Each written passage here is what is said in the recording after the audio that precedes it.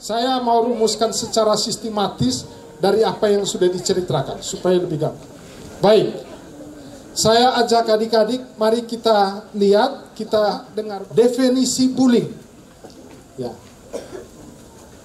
Bullying itu, ya, pengertiannya adalah tindakan penggunaan kekuasaan untuk menyakiti seseorang atau sekelompok orang, baik secara verbal, fisik, maupun psikologis, sehingga korban merasa tertrauma dan tak berdaya. Ya. Jadi adik-adik sekalian, kata kuncinya itu, ya, bukan hanya secara verbal, fisik, maupun psikologi yang menyebabkan korban tidak berdaya. Kata kunci yang penting itu adalah penggunaan kekuasaan. Ada yang badan besar, merasa dia lebih besar, ya, dengan badan besar dia rasa dia memiliki kekuasaan, untuk sesudah itu dengan enteng dia menganiaya adik kelasnya yang badan kecil. Itu bullying. Atau mereka yang merasa diri paling pintar, dengan enteng dan sombongnya menganggap remeh yang tidak terlalu pintar. Itu bullying. Ada unsur kekuasaan di dalamnya. Bullying, ya, bisa dilakukan oleh sesama teman kelas, bisa dilakukan oleh kakak kelas terhadap adik kelas, dan bisa juga dilakukan oleh guru terhadap siswa. Ya. Garis bawahi kata kekuasaan. Saya tunjukkan unsur penting, 3 karakteristik dari bullying. Lanjut. Kita lihat baik-baik.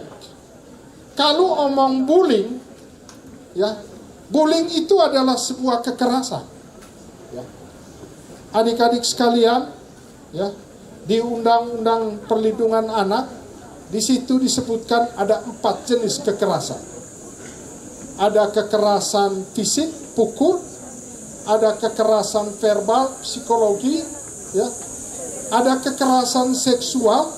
Kekerasan seksual itu ada 2, cabul dengan pemerkosaan, dan yang keempat itu penelantaran. Ya. Bullying juga adalah sebuah kekerasan. Ya. Nanti saya akan jelaskan, ya, bullying bukan hanya kekerasan biasa, tetapi juga sebuah kekerasan yang memberikan dampak hukum kepada pelaku. Ada 3 karakteristik. Yang pertama, ya, ya, ada unsur sengaja. Unsur sengaja. Jadi yang dimaksudkan dengan bullying itu, kita memang sengaja untuk, ya, menganggap remeh atau memfitnah orang lain. Kita dengan sengaja pukul, babak belur itu ada.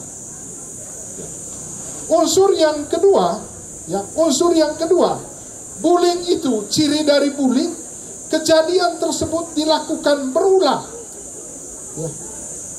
Jadi kalau sesuatu yang direncanakan, biasanya tidak hanya 1 kali, dia harus beberapa kali.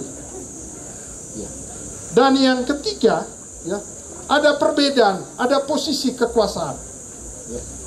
Mudah-mudahan tidak ada di Stella Maris, ada kelompok geng-geng. Ada? Oke, mantap. Ya.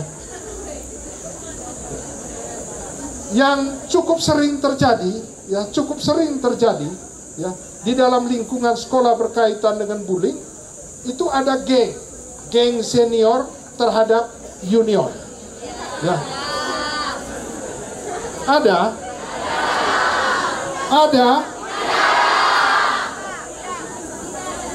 Tidak ada. Oke. Saya mau katakan ada 3 karakteristik dari bullying. Ya. Yang pertama ada unsur kesengajaan. Ya. Yang kedua terjadi secara berulang. Ya. Yang ketiga ada perbedaan posisi kekuasaan antara yang melakukan perbuatan dengan mereka yang menjadi korban, ya, dari perbuatan tersebut. Saya mau katakan begini. Saya ambil contoh. Ya. Kalau umpamanya contoh, ini contoh ya, contoh. Misalnya saya kakak kelas 3. Adik saya ini kelas 1. Ya. Saya lagi berdiri santai, tiba-tiba dianya ganggu saya. Dan saya lagi mood kurang bagus, emosional, saya langsung pukul dia. Ya. Apa yang saya lakukan itu belum dianggap bullying. Bukan bullying. Itu tindakan penganiayaan biasa. Yang disebut bullying itu, ya, apa yang saya lakukan berulang terus kepada dia. Jadi ada sebuah ketidaksukaan, ada sebuah kebencian tertentu kepada yang bersangkutan. Ya, itu yang disebut dengan bullying. Itu yang disebut dengan bullying. Ya. Jadi 3 karakteristik. Yang berikut, apa tujuan orang membuli? Tujuan orang membuli itu adalah ya, sengaja untuk menyakitkan, sengaja untuk menimbulkan rasa sakit, baik fisik maupun batin. Ya. Jadi sekali lagi saya mau bilang, kalau omong bullying ini omong tentang perbuatan yang sengaja dibuat dengan orientasinya menyakitkan orang lain. Dan yang kedua, perbuatan itu dilakukan bukan hanya sekali, tetapi berkali-kali. Ya. Dan antara pelaku dengan korban selalu memiliki posisi kekuasaan yang berbeda. Sampai di sini paham? Oke, lanjut. Baik, kembali lagi sedikit. Di sini saya ada tulis pada bagian terakhir. Bullying adalah sebuah pola perilaku, bukan hanya sebuah insiden. Sama dengan saya bilang tadi. Kalau setiap hari saya maki dia, setiap hari saya jadikan sasaran empuk saya untuk memfitnah berkali-kali, itu baru disebut bullying. Tapi kalau hanya insiden, hanya karena sesuatu yang kebetulan terjadi, itu tidak dikategorikan sebagai bullying. Saya ambil contoh ya. Ini contoh. Saya kelas 3, adik saya kelas 1. Ya. Terus saya sebagai kakak kelas, karena punya kekuasaan yang lebih, saya sepertinya punya hak untuk merendahkan orang lain. Contoh, misalnya, kau ini dasar orang miskin. Oh, contoh. Ya, kau dasar orang miskin. Ya, sesudah itu kau muka jelek. Ya. Kalau tiap hari saya kakak kelas melakukan omongan yang sama kepada adik kelas, ya, dan itu dilakukan berulang kali dengan tujuan untuk melukai perasaan teman, itu bullying. Itu bullying. Ya. Agak berbeda dengan saya katakan tadi. Saya lagi berdiri, dia ganggu saya emosional, saya pukul. Itu belum tentu dianggap sebagai bullying. Oke, lanjut. Bentuk bullying yang sangat mungkin terjadi di sekolah, ini ada 3. Ya. Yang pertama, bullying verbal. Tadi teman kamu sudah menceritakan. Ya. Contoh, ini contoh sih, contoh. Misalnya, saya benar-benar tidak suka dengan dia. Ya, saya kalau lihat dia, saya gampang untuk jadi orang berdosa. Contoh adik ya, contoh. Jangan tersenyum, ya, jangan menangis. Misalnya, saya tiap kali ketemu dengan dia, saya muak lihat kau. Kau tidak cantik. Kau dasar orang kampung. Kau muka tidak sesuai dengan selera saya, misalnya. Kalau itu saya lakukan secara terus-menerus, itu bullying verbal. Ya. Kalau setiap kali kita ketemu teman dan kita bilang kau punya muka kayak kode, berkali-kali kita bilang kau punya muka kayak kode, itu bullying verbal. Bullying verbal. Yang kedua bullying fisik. Ya, bullying fisik. Ya. Bullying fisik itu misalnya, ya, ini contoh. Setiap kali ketemu dengan dia, saya selalu berusaha untuk pukul. Saya selalu berusaha supaya dia tidak nyaman hidupnya dengan tindakan-tindakan fisik. Itu bullying fisik. Itu bullying fisik. Yang ketiga, ada yang disebut dengan bullying relasional. Ya. Hanya karena kebetulan dia tidak cantik, kita selalu singkirkan dia, dan saya hanya bergabung dengan kelompok-kelompok yang saya anggap cantik. Menyingkirkan orang lain, ya, orang tertentu secara terus-menerus, by design, sengaja, itu bullying. Itu bullying. Ya. Adik-adik sekalian, sampai di sini paham? Ada yang pernah mengalami bullying relasional? Disingkirkan oleh teman-teman? Dijauhi oleh teman-teman? Tadi itu ada. Ada. Ya. Baik, lanjut.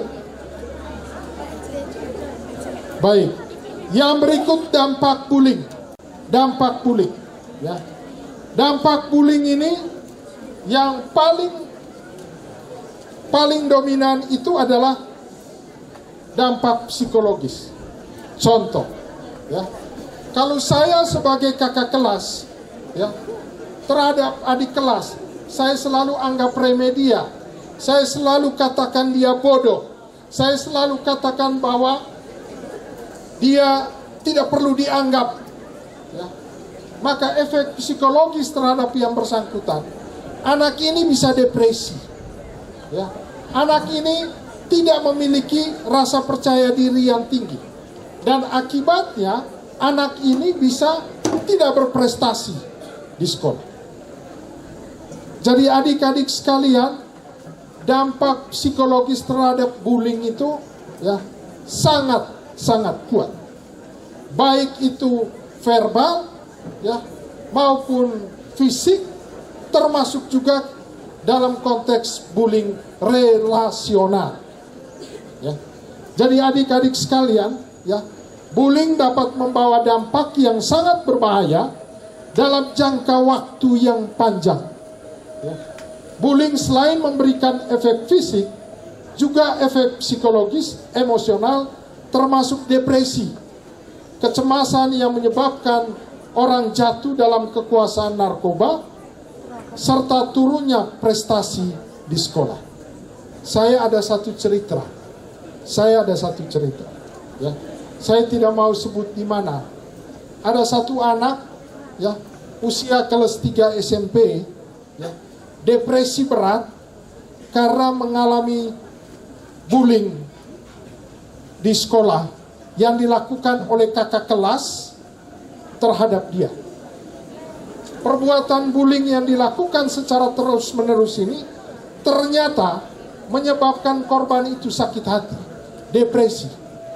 Ya. Saking dalamnya depresi yang dia alami, anak itu akhirnya memutuskan untuk bunuh diri, dan dia bunuh diri. Ya. Adik-adik sekalian, ya, itu fakta yang menceritakan kepada kita bahwa bullying ternyata membawa dampak yang sangat tidak bagus terhadap korban. Lanjut.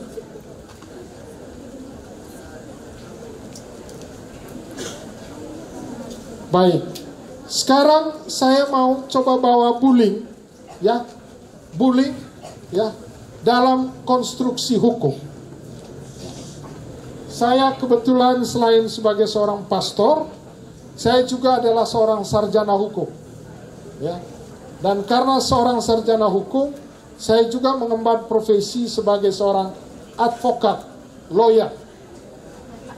Dan sebagai seorang lawyer, ya, saya cukup terlibat dalam begitu banyak kasus yang berkaitan dengan bullying yang terjadi di lingkungan sekolah. Pertama, saya mau katakan begini. Bullying, ya, bukan hanya sebuah kenakalan biasa. Tidak. Bullying itu adalah sebuah peristiwa hukum. Apa yang dimaksudkan dengan peristiwa hukum? Yang dimaksudkan dengan peristiwa hukum itu adalah satu peristiwa yang membawa akibat hukum terhadap pelakunya. Jadi adik-adik sekalian, kalau adik-adik melakukan tindakan bullying, maka adik-adik masuk di dalam sebuah peristiwa hukum.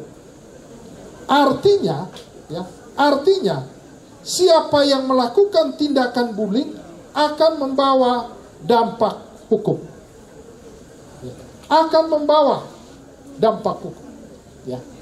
Undang-Undang 35 tahun 2014 ini berkaitan dengan Undang-Undang Perlindungan Anak.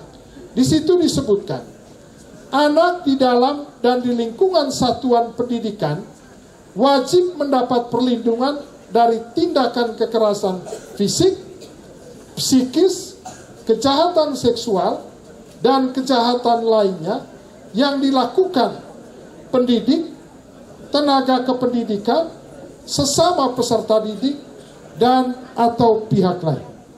Ya. Ini undang-undang ini memberikan perlindungan terhadap kita yang ada di satuan pendidikan. Ya.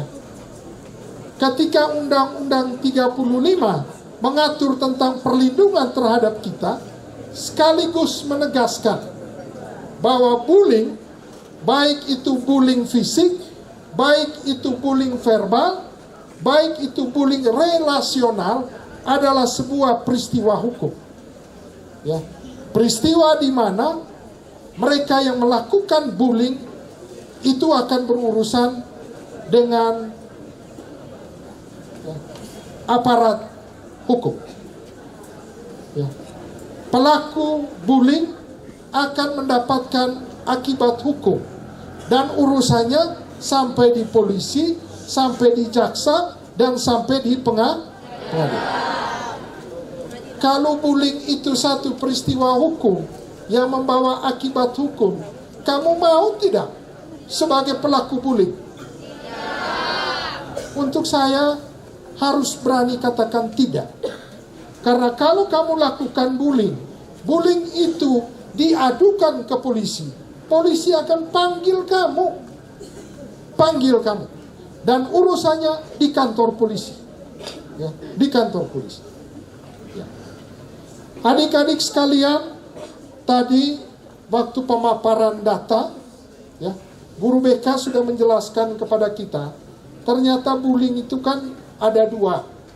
Ada bullying real yang dilakukan secara real, namun juga ada bullying yang kita sebut cyberbullying, bullying yang dilakukan melalui media.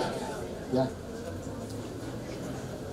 Yang disebut dengan peristiwa pidana, ya, atau peristiwa hukum, bukan hanya bullying yang terjadi secara real, tetapi bullying dalam konteks yang kita sebut itu tadi cyberbullying juga adalah sebuah peristiwa hukum. Jadi adik-adik sekalian, kalau maki teman-teman di media, kalau melakukan bullying, ya, verbal di media, hati-hati. Hati-hati. Kenapa? Karena itu juga, ya, menjadi sebuah peristiwa hukum yang menyebabkan akibat hukum kepada mereka yang menjadi pelaku. Ya. Tepuk salut.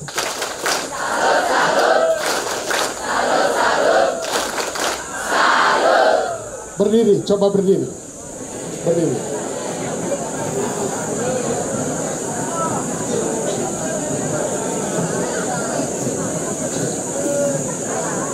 Ya, kita sama-sama. Tepuk hak anak. Hak hidup, tumbuh kembang, perlindungan, partisipasi. Yes. Ulang.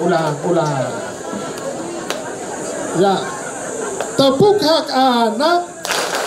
Hak hidup, tumbuh kembang, perlindungan, partisipasi. Yes. Oke. Duduk, duduk, duduk.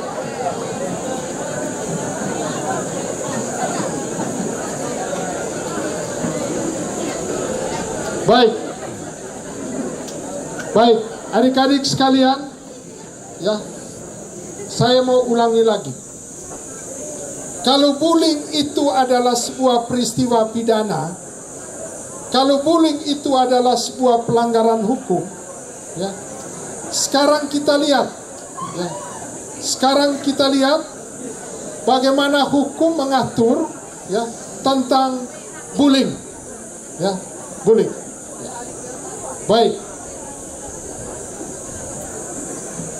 dia bukan korban bullying, ya, bukan. Ya. Baik, mari saya tunjukkan kepada adik-adik, ya. Yang pertama, apa akibat hukum kalau saya melakukan bullying fisik? Ya. Sabar, sabar, ya.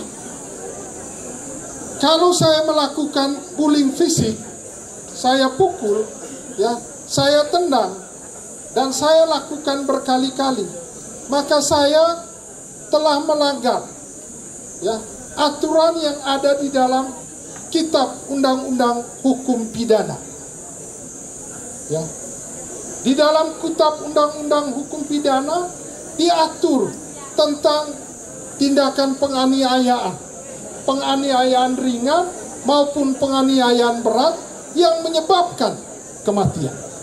Ya. Itu diatur di dalam pasal 170, 338, termasuk 440. Ya. Dan pasal ini menyebutkan bahwa kalau kita melakukan bullying fisik, ancaman hukumannya 8 tahun. 8 tahun. Itu kalau korbannya orang dewasa. Kalau korbannya itu adalah anak-anak, ancaman hukumannya di atas 15 tahun. Jadi adik-adik sekalian, ya, adik-adik sekalian, ya, saya mau bilang bahwa bullying fisik, pukul satu teman tertentu sebagai bentuk perundungan, jangan dilihat sebagai hal yang biasa. Harus dilihat sebagai peristiwa yang sangat luar biasa, karena ancaman hukumannya itu besar. Kalau korbannya usianya di bawah 18 tahun, ancaman hukumannya 15 tahun dilabur. Kalau korbannya di atas 18 tahun usianya, maka ancaman hukumannya hanya 8 tahun. Itu yang pertama. Kedua,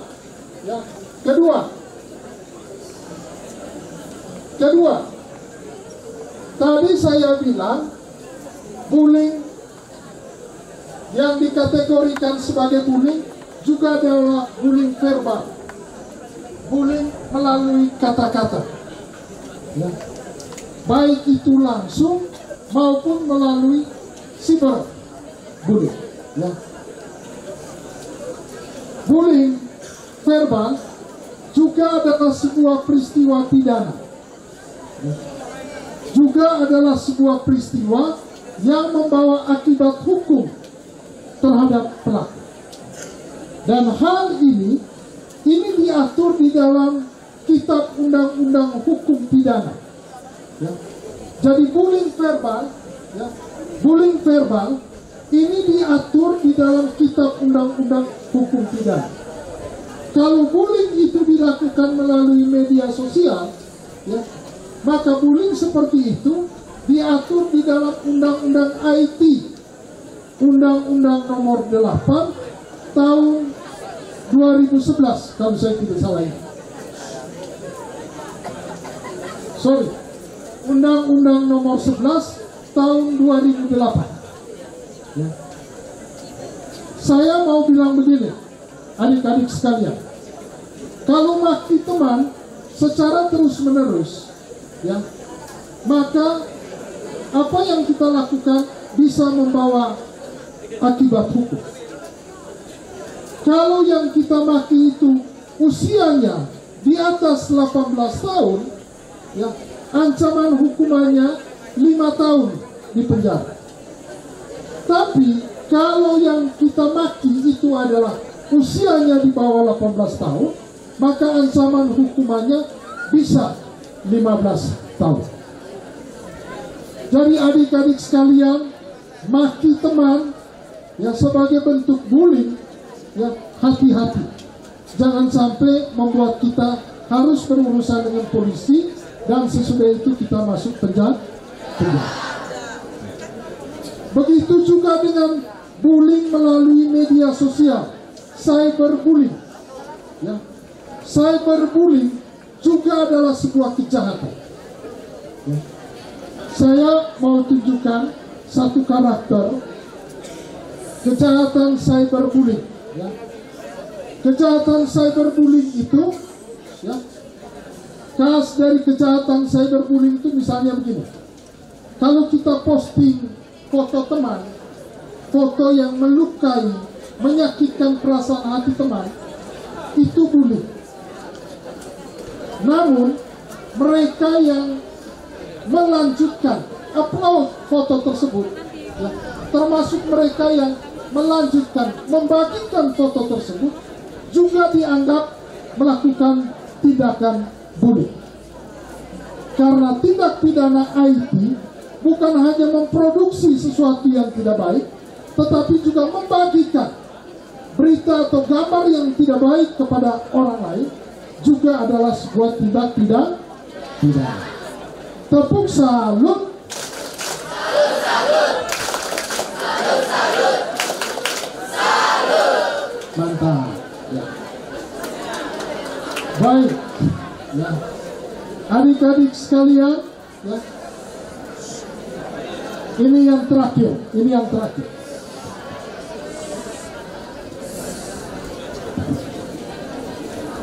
Ini yang terakhir.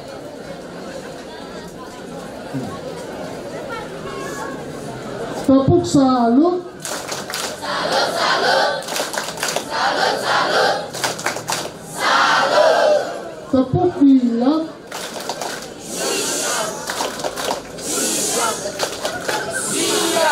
Tepuk diam.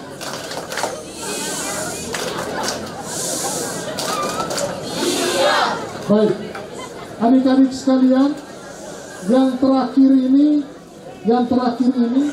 bagian dari bullying fisik, tapi sifatnya adalah pelanggaran kejahatan seksual. Ya.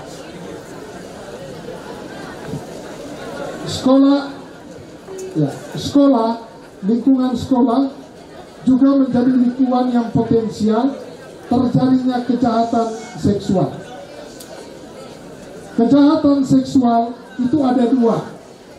Ada yang disebut cabul, ada yang disebut dengan pemerkosaan. Kalau pegang-pegang pahanya perempuan itu cabul. Ya. Ingat baik-baik. Kalau pegang-pegang bagian sensitif perempuan itu adalah cabul. Ya. Yang kedua itu yang saya sebut pemerkosaan.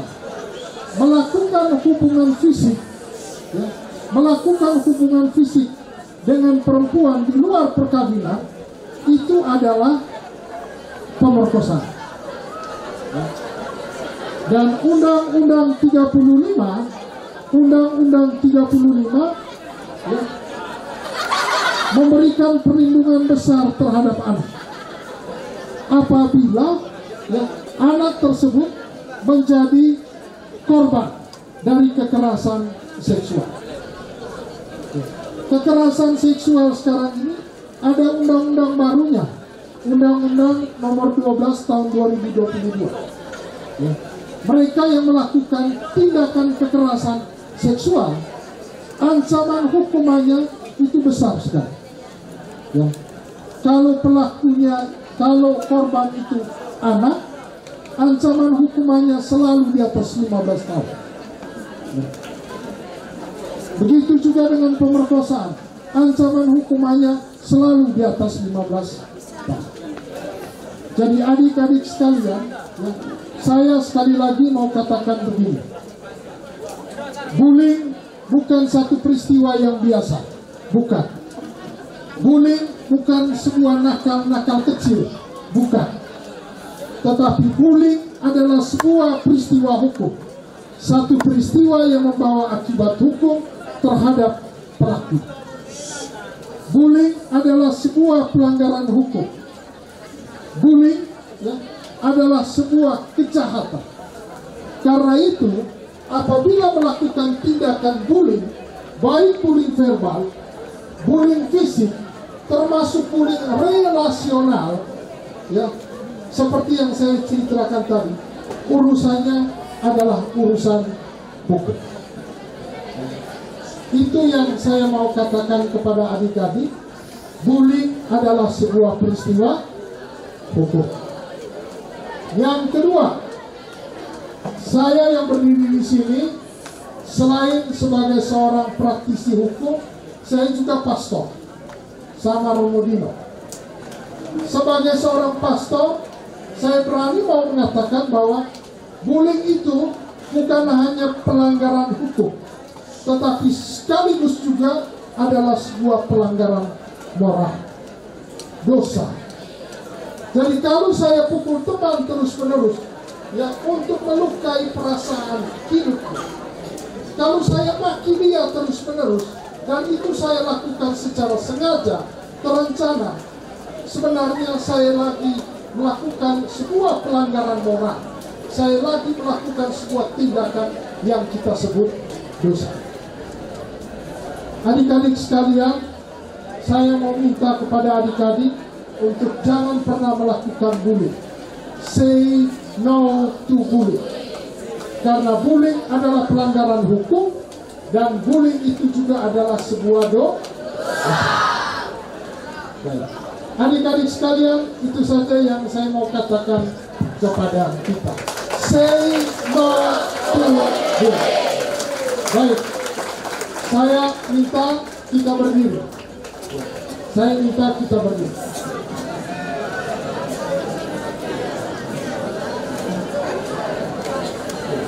Saya minta kita secara bersama-sama mengatakan begini. Say no to bullying. Yes, yes, yes. Ya. SMK Stella Maris, mantap. Ya. Ya. Say no to bullying. Ya. Yes, yes, yes. SMK Stella Maris, mantap. 1, 2, 3. Say no to bullying. Yes, yes, yes. SMK Stella Maris, mantap. Ulang lagi, lebih tegas lagi.